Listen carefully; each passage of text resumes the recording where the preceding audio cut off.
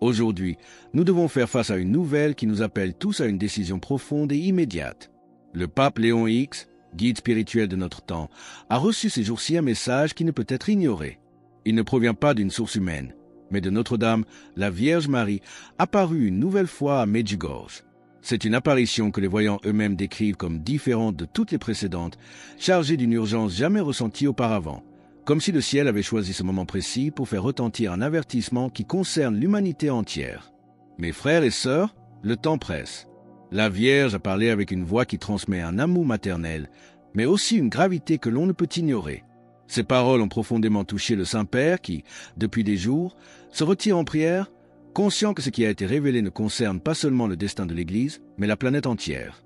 Marie a parlé d'événements qui s'approchent rapidement, des événements qui se manifesteront de manière claire et indéniable au cœur de l'été, vers août 2025, une période où le monde sera mis à l'épreuve comme jamais auparavant. Il ne s'agit pas de peur, mais d'un appel à la préparation.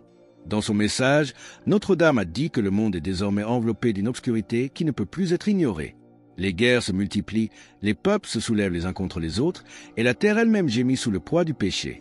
Elle a parlé de fléaux qui se manifesteront, d'eau contaminée, d'incendies qui ravageront diverses régions et de tremblements de terre qui secoueront les fondations des villes. Comme petit, merci de nous rejoindre aujourd'hui. Nous offrons un moment de bénédiction partagée. Commentez avec le mot « foi » si vous êtes ouvert à recevoir une pensée finale spéciale. Et s'il vous plaît, appuyez sur « j'aime » si vous appréciez ces moments. Elle a cité Rome, cœur de la foi catholique, comme un lieu qui devra affronter une épreuve sans précédent, non seulement physique, mais spirituelle. Qu'est-ce que cet ennemi qui cherche à s'infiltrer au cœur même de l'Église? La Vierge Marie a averti que l'ennemi de Dieu se déplace avec une fureur jamais vue, cherchant à s'infiltrer jusqu'au cœur de l'Église pour semer la confusion, diviser et faire tomber même les plus forts. Ces paroles ne sont pas une simple métaphore spirituelle, elles décrivent une bataille active et concrète pour l'âme de l'humanité. Le message indique que des forces travaillent délibérément à affaiblir la foi de l'intérieur en utilisant le doute, le scandale et le compromis pour éteindre la lumière de l'Évangile. L'urgence de cet avertissement réside dans sa source et son timing. Il ne s'agit pas d'une analyse humaine, mais d'un regard maternel venu du ciel qui voit les dangers que nous ignorons. La Vierge a parlé avec une clarté désarmante. Le temps de la tiédeur est révolu. Il n'y aura plus de place pour ceux qui veulent suivre Dieu à moitié, ni pour ceux qui pensent qu'il y a toujours du temps pour changer. Cette phrase est un tournant. Elle signifie que la période de patience divine, où l'indécision était tolérée, arrive à sa fin. Le ciel nous appelle à une conversion radicale et immédiate. Le mois d'août 2025 marquera un passage, un moment où l'humanité entière devra décider de quel côté elle se trouve, dans la lumière ou dans les ténèbres, avec Dieu ou avec le monde qui s'effondre. Il n'y aura plus de terrain d'entente, plus de refuge dans l'ambiguïté. Chaque âme sera confrontée à un choix qui déterminera sa trajectoire spirituelle face aux épreuves à venir. Cet appel à la décision peut sembler sévère, mais il est né d'un amour profond. Car la Vierge, en mère, n'a pas seulement laissé des avertissements. Elle a aussi offert la voie du salut, un chemin clair et accessible pour être protégée au milieu des tempêtes. Quelle est cette voie? Mais la Vierge n'a pas laissé que des avertissements. En tant que mère, elle a également offert la voie du salut. Elle a dit que quiconque se consacrera à son cœur immaculé et au Sacré-Cœur de Jésus, quiconque récitera le chapelet chaque jour avec foi, quiconque retournera au sacrement et vivra en état de grâce, sera protégé au milieu des tempêtes. C'est une promesse directe et puissante, un abri spirituel offert à tous. Elle a promis que les maisons consacrées et unies dans la prière seront des refuges de paix, même lorsque le chaos et la peur régneront à l'extérieur.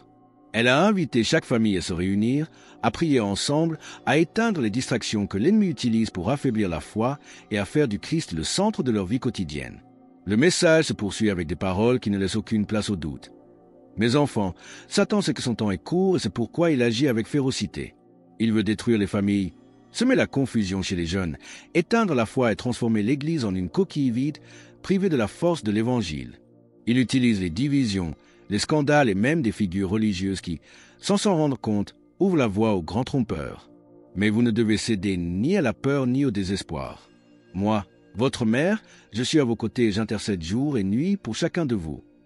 Les épreuves qui arriveront ne sont pas des châtiments pour eux-mêmes, mais des rappels de la miséricorde de Dieu. Car il vaut mieux souffrir un temps et être sauvé pour l'éternité que de se perdre derrière les fausses promesses du monde. Après avoir reçu ces paroles, que prépare maintenant le pape Léon X, Après avoir reçu ces paroles, le pape Léon X s'est enfermé dans un silence profond. Des sources internes au Vatican confirment que le pontife prépare un acte public de consécration et de prière mondiale qui sera annoncé dans les prochaines semaines, précisément en vue des difficiles épreuves du mois d'août. On parle d'une grande veillée de prière qui impliquera chaque continent et qui pourrait être la dernière occasion pour beaucoup de revenir à Dieu avant que les prophéties ne s'accomplissent. La Vierge, dans son message, a également dit que c'est le temps de la décision. Celui qui priera avec un cœur sincère, qui se confessera et vivra dans la grâce de Dieu, sera comme une lumière au milieu de l'obscurité et deviendra un instrument de salut pour les autres. Mais celui qui continuera à vivre dans l'indifférence, les distractions, le péché et loin de Dieu, sera emporté par les événements qui se préparent. Il ne s'agit pas seulement de catastrophes naturelles, mais aussi de crises morales, spirituelles et sociales qui ébranleront toute certitude humaine. Si vous croyez en la puissance de la prière et de la conversion pour changer les cœurs et apporter la lumière, partagez « Amen » dans les commentaires ci-dessous. Marie a rappelé que le chapelet est la chaîne qui enchaîne le mal, que le jeûne affaiblit les forces des ténèbres et que l'Eucharistie est la nourriture qui rend les enfants de Dieu invincibles. Elle a dit que les maisons qui abritent des images sacrées, qui gardent la Bible ouverte et qui vivent de prière, seront signalées par les anges comme des lieux de protection lorsque les épreuves toucheront les villes et les nations. Mais au-delà de ces actions personnelles, un aspect encore plus profond et troublant du message concerne le cœur même de l'Église. Le message reçu par le pape Léon X ne se limite pas à l'avertissement sur les calamités et à l'appel à la conversion. Il y a quelque chose d'encore plus profond et troublant qui concerne le cœur même de l'Église, Rome et le destin de ses fidèles. Des sources proches du pontife révèlent que, parmi les paroles de la Vierge, l'accent est mis sur la purification de l'Église. Un processus qui n'épargnera personne, pas même ceux qui aujourd'hui semblent en sécurité et protégés. La Sainte Vierge a parlé de divisions qui éclateront ouvertement, de figures religieuses qui tomberont et de vérités cachées qui seront mises en lumière, obligeant chacun à choisir non seulement son camp, mais aussi quelle Église servir, celle de la vérité de l'Évangile ou celle pliée au compromis avec le monde. Rome, a dit la Vierge, sera mise à l'épreuve comme jamais auparavant, non seulement en tant que ville, mais en tant que symbole de la foi. Des voix trompeuses s'élèveront, cherchant à éteindre le chapelet, à minimiser les sacrements, à remplacer la croix par un message de fausse paix qui ne vient pas de Dieu. Ce sera alors que les fidèles devront reconnaître qu'ils marchent dans la lumière et qui, au contraire, ouvrent la voie à la tromperie. L'avertissement est clair, une grande confusion spirituelle tentera de déstabiliser les fondations même de la foi. Face à cette confusion, comment les fidèles pourront-ils discerner? Notre-Dame a dit que le ciel enverrait des signes clairs pour confirmer sa présence et pour réveiller même les plus distraits. Quels seront ces signes? Notre-Dame a dit que le ciel enverrait des signes pour confirmer sa présence et pour réveiller même les plus distraits. Elle a parlé de signes dans les cieux, comme des lumières inattendues, des lueurs qui apparaîtront au-dessus de certaines villes clés, y compris Rome, et que de nombreux scientifiques ne sauront pas expliquer. Ces signes ne seront pas des spectacles à observer avec curiosité, mais des appels à la prière et à la conversion immédiate. En ce temps-là, a-t-elle dit, les anges seront à l'œuvre de manière visible pour ceux qui prient avec sincérité. Mais elle a aussi averti que les démons, libérés avec une force croissante, se manifesteront sous des formes nouvelles, non seulement comme des tentations intérieures, mais aussi par des événements extérieurs pour effrayer et semer la confusion chez ceux qui ne sont pas fermes dans la foi. Il a été révélé que le pape, après avoir entendu ces paroles, a convoqué certains cardinaux pour préparer un plan d'action spirituel. Cependant, tous ne sont pas d'accord. Certains, selon des sources internes, estiment que rendre ce message public pourrait déclencher la panique et les divisions, préférant se taire ou minimiser l'importance des paroles de Medjugorje. Mais Léon X, bien que conscient des conséquences, a décidé de suivre l'indication de la Vierge. La vérité doit être proclamée, même si elle secoue, même si elle provoque la crainte, car seule la vérité prépare les âmes. Pour rejoindre notre communauté et ne manquer aucune histoire inspirante, pensez à cliquer sur « J'aime » et à vous abonner. En vue du mois d'août 2025, le pontife annoncera une journée mondiale de pénitence, de jeûne et d'adoration eucharistique, invitant chaque église et chaque famille catholique à s'unir dans une chaîne de prière ininterrompue. Quel sera le but de cet acte mondial et quelle est l'ultime mise en garde? Cet acte mondial de prière, selon les paroles de Notre-Dame, sera un rempart contre l'avancée des ténèbres et réduira la portée de certaines des épreuves déjà décidées pour le monde. Mais il y a un avertissement supplémentaire. Celui qui refusera cet appel, qui continuera à vivre comme si de rien n'était, sera comme une ville sans mur face à la tempête. Non seulement les tremblements de terre et les guerres, mais aussi la confusion spirituelle se propageront, et celui qui ne sera pas enraciné en Dieu sera entraîné dans la tromperie du grand séducteur qui prépare déjà son chemin. La Vierge a parlé d'un temps bref mais décisif. Elle a dit que le Père, dans sa miséricorde, accorde encore des jours de grâce, mais que cette fenêtre ne durera pas longtemps.